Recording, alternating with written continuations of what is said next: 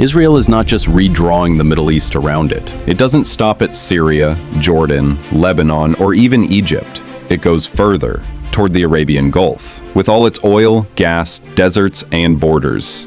The Gulf, once thought to be far from Israel's reach, is now on the table, now part of the map. The first sign came in fire. The bombing of Doha, a message written in flames. Greater Israel cannot be complete without reshaping the Gulf to fit its vision. And when Qatar confirmed it, followed by Saudi Arabia's reaction, it became clear. The map of the Middle East is being rewritten again. Even if Trump vowed it was the first and last strike, even if he signed an executive order to protect Doha, everyone knows such decrees mean nothing once the president leaves the White House. Israel, for the first time, had struck a Gulf state. And that meant one thing. Netanyahu wanted to shake the stable Gulf order and bring chaos to its doorstep. The response was immediate. The Unified Gulf Military Command convened an emergency meeting.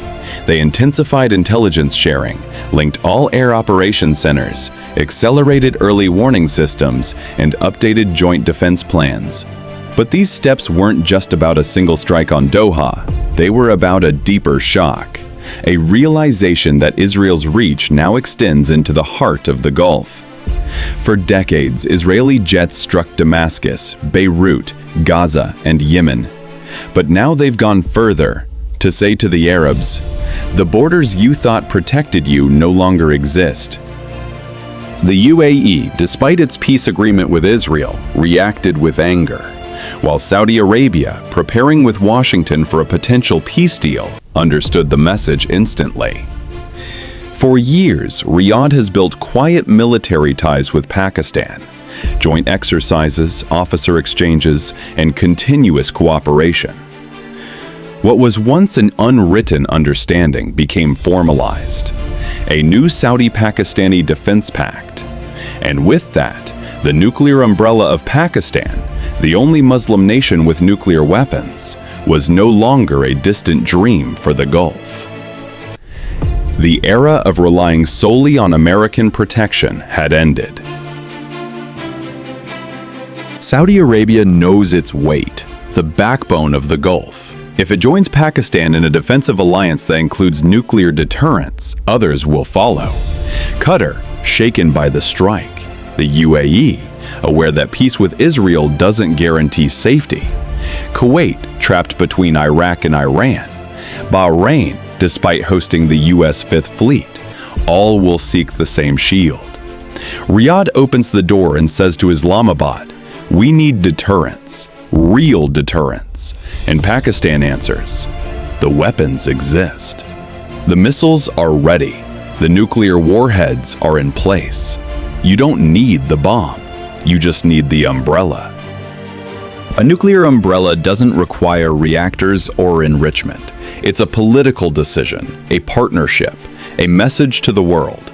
Any attack on the Gulf will be met with a response from Islamabad. This changes the game. For decades, Israel has threatened with silent nuclear dominance. But what if the Gulf now stands beneath a similar shield? What if Tel Aviv knows that a single misstep could trigger a response from South Asia? Israel knows this and might strike again to prevent such an alliance from maturing. But the fire it lit in Doha's sky might be the spark that unites the Gulf under one shield, a Pakistani nuclear shield. The Gulf stands at a historic crossroads and says to Israel, "We are not alone under this sky."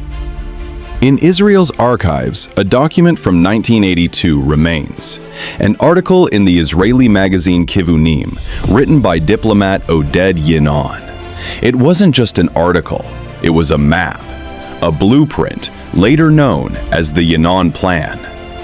Yinon wrote openly, "Israel cannot survive surrounded by strong Arab states. Egypt must be divided, Syria fragmented, Iraq broken into Sunni, Shia, and Kurdish entities, Lebanon into sectarian enclaves. Only through Arab disunity could Israel ensure its own security. He even hinted at the Gulf, that these wealthy, fragile monarchies could one day be fractured too. The plan was clear. Every Arab conflict strengthens Israel. Every division ensures its supremacy. And every new weak state built on sectarian lines makes Israel the only stable power in the region. Decades later, the plan evolved, rebranded, translated, modernized. Reports like a clean break in Washington echoed Yinon's vision.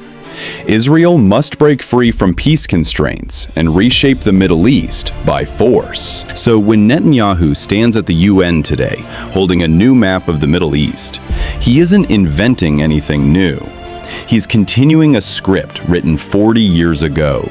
From Cairo to Baghdad, from Damascus to Doha, the plan unfolds line by line. The chaos in Iraq, the divisions in Syria, the weakening of Egypt, and now the strikes in the Gulf. None of it is coincidence. Israel doesn't just want to redraw its borders. It wants to rename the entire region, to reshape the Middle East, politically, militarily, and even psychologically. And now, as its strikes reach the Gulf, the message is unmistakable. The fragmentation once dreamed of on paper is being tested in the skies above Arabia. The fire over Doha might be the spark that changes everything.